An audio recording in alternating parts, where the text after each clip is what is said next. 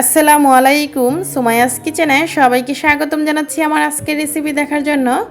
আমি আজকে আপনাদের সাথে শেয়ার করব এই গরমে শরীর ঠান্ডা করার মতো স্বাস্থ্যকর একটি তরকারি রেসিপি। আমার আজকের রেসিপি হচ্ছে সজনে ডাঁটা দিয়ে শিং মাছের ঝোল। তো চলুন দেখেন এই রান্নাটি করতে কী কী লাগছে পুরো প্রস্তুত প্রণালী। আমি এখানে 300 গ্রাম সজনে ডাঁটা নিয়েছি, ঠিক এরকম সাইজের করে টুকরোগুলো করেছি, খোসাটা ফেলে দিয়ে তারপর ধুয়ে নিয়েছি। ছোটো বড়ো আপনাদের পছন্দ মতো কেটে নিতে পারেন। আর এখানে আমি বড় সাইজের 2টা আলু ঠিক এরকম লম্বা করে কেটে ধুয়ে নিয়েছি। আর নিয়েছি এখানে শিং মাছের টুকরোগুলো ঠিক এরকম করে নিয়েছি। তারপর শিং মাছগুলো ভালো করে ধুয়ে পানিটা ঝরিয়ে নিয়েছি। এখন শিং মাছের সাথে সামান্য পরিমাণে লবণ, সামান্য পরিমাণে হলুদ দিয়ে মাখিয়ে নিচ্ছি। মাখানো হয়ে গিয়েছে। এখন আমি চুলায় একটা ফ্রাই প্যান বসিয়ে দিয়েছি। ফ্রাই প্যানটা গরম হয়ে যাওয়ার পর দিয়ে দিচ্ছি এখানে 1.5 টেবিল চামচের মতো তেল। তেলটা যখন গরম হয়ে যাবে এভাবে ছড়িয়ে দিতে হবে। তারপর দিয়ে দিচ্ছি এখানে শিং মাছগুলো। হলুদ লবণ দিয়ে যে শিং মাছগুলো ভালো করে মাখিয়ে রেখেছিলাম, সবগুলো মাছ আমি দিয়ে দিচ্ছি ভেজে নেওয়ার জন্য।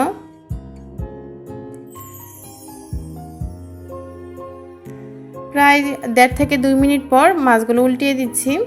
চুলার আঁচটা আমি মিডিয়াম আঁচে রেখে এই শিং মাছগুলো ভেজে নিচ্ছি।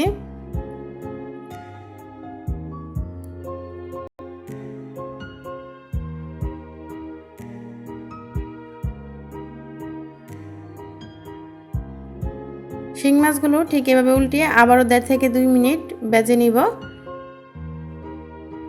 এই মাছগুলো যে একদম মচমচে লাল করে ভাজতে হবে তা না, এরকম হালকা কালার হলেই হবে। তো 1.5 থেকে 2 মিনিট পর দেখুন ঠিক এরকম হয়েছে। তো এই মাছগুলো আমি তুলে নিচ্ছি। এখন আর এই তেলের মধ্যে যে এই আলুর টুকরোগুলো দিয়ে ভেজে নিচ্ছি। সামান্য একটু হলুদ দিয়ে দিলাম, সামান্য একটু লবণ দিয়ে দিলাম। তারপর এই আলুগুলো আমি চুলার আঁচটা মিডিয়াম আঁচে রেখে ভেজে নিচ্ছি।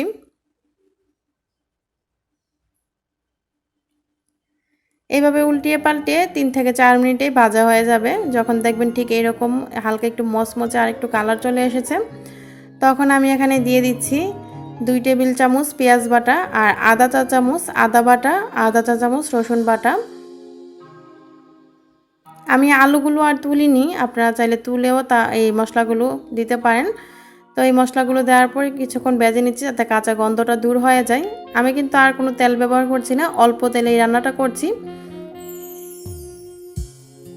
মশলাগুলো একটু ভেজে নেওয়ার পর দিয়ে দিচ্ছি এখানে 1 চা চামচ ধনিয়া গুঁড়া, 1 চা চামচের চেয়ে কিছুটা কম মরিচ গুঁড়া, 1.5 চা চামচ হলুদ গুঁড়া, স্বাদ অনুযায়ী লবণ, সামান্য একটু পানি দিয়ে দিলাম মশলাটা কষানোর জন্য।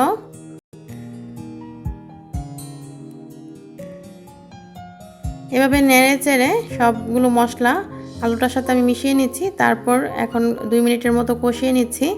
মশলাটা কষানো ভালো করে হলে কিন্তু রান্নাটা খেতে ভালো হবে। তো প্রায় 2 মিনিটের মতো মশলাটা কষিয়ে নিয়েছি। এখন দিয়ে দিচ্ছি সজনে ডাঁটাগুলো। সজনে ডাঁটাগুলো দেওয়ার পর আবারও নেড়ে চেড়ে 2 থেকে 3 মিনিট কষিয়ে নিব।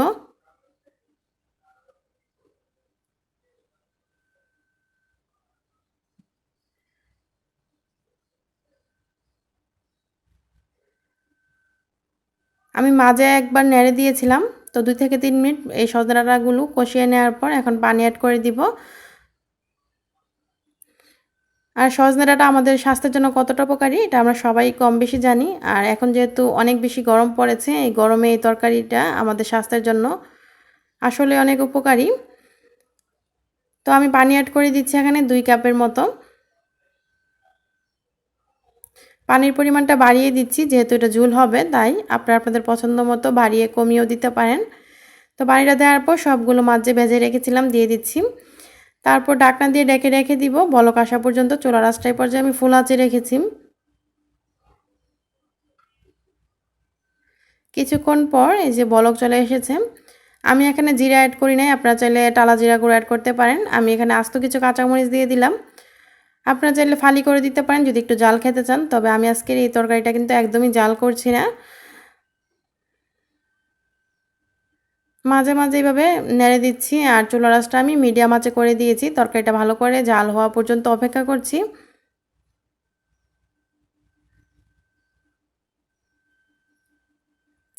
আলু সজনে ডাঁটা সব কিছু ভালোভাবে সিদ্ধ হয়ে গিয়েছে। এই যে দেখুন আলুটা অনেক সুন্দরভাবে সিদ্ধ হয়ে গিয়েছে। তো রান্নাটা প্রায় হয়ে গিয়েছে। আমি আরও 2 মিনিটের মতো রেখেছি।